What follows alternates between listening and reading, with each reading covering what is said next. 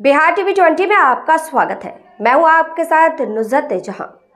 क्यों और कैसे सामान्य सामाजिक समूहों के हितों की अनदेखी की गई है, इस पर प्रकाश डाला जा रहा है।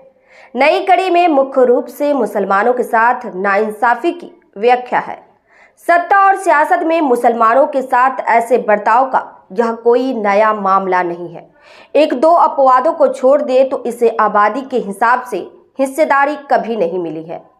गौरतलब है कि बिहार में मुसलमानों की आबादी 17.7% है। यहाँ की राजनीति में इस समुदाय को राजद का आधार स्तंभ माना जाता है। सामान्य समझ में बड़ी आबादी रहने के बावजूद सामाजिक न्याय दौड़ से ही इसने अपनी राजनीति उसी के रहमो करम पर छोड़ रखी है। कहने को यह राजद के माय समीकरण का महत्वपूर्ण हिस्सा है, पर उसकी सत्ता और सियासत में इसे कभी समुचित भागीदारी नहीं मिलती है। मिलते हैं तो सिर्फ नाइंसाफी को ढकने वाले भावनात्मक बोल। ताज़ा उदाहरण देखिए, जहां खुद देना था वहां 40 में 4 देकर हाथ समेट लिया गया। असंतोष उभरता, विरोध का स्वर फूटता दिखा तो बड़ी चतुराई से मुसलमानों को आरक्षण का मुद्दा उछाल दिया गया। हालांकि बाद में बयान बदल गया। जो हो, आरक्षण विवेचना का अलग मुद्दा है। बहरहाल उम्मीदवार बनाना या नहीं बनाना राजनीतिक दलों का विवेकाधिकार है, पर समर्थक सामाजिक समूहों की अपेक्षाएं भी मायने रखती है। मुस्लिम सियासत की गहरी समझ रखने वालों की माने तो भाजपा का आभासी भय दिखा इस समुदाय के हक में सेंधमाड़ी लंबे समय से हो रही है। सामान्य समझ में अन्याय कोई और नहीं, कथित रूप से वही कर रहा है जिसकी रहनुमाई को इसने अपनी राजनीतिक तकदीर समर्पित कर रखी है।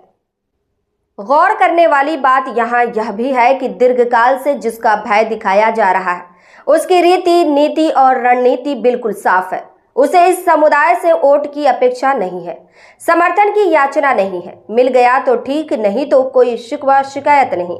मुस्लिम हित चिंतकों में मंथन इस पर हो रहा है कि नाइंसाफी मुख्य रूप से वही कर रहा है जिसकी राजनीति इस समुदाय की बुनियाद पर फल फूल रही है।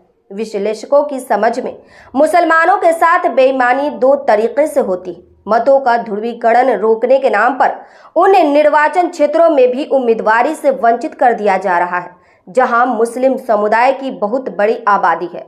यह निर्विवाद है कि 1-2 को छोड़ बिहार के प्रायः सभी संसदीय निर्वाचन क्षेत्रों में मुस्लिम मतों की संख्या ज्यादा है। इस बार तो हद हो गई। 17.7% आबादी को मात्र 4 सीटों में समेट दिया गया।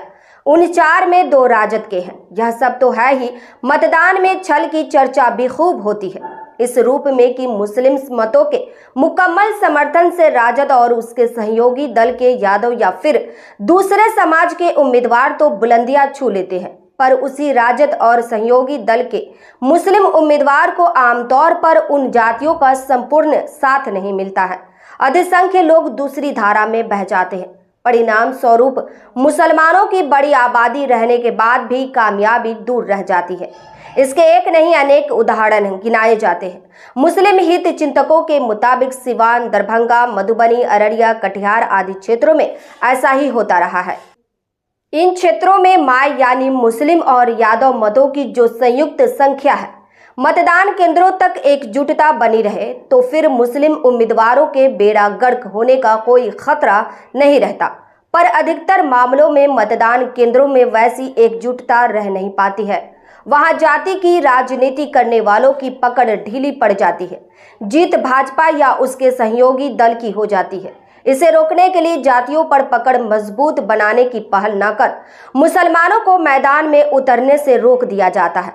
इधर इस नाइंसाफी के खिलाफ मुसलमानों में आक्रोश तो उबलता दिख रहा है, पर विकल्पहीनता खामोश रहने को मजबूर कर दे रही है।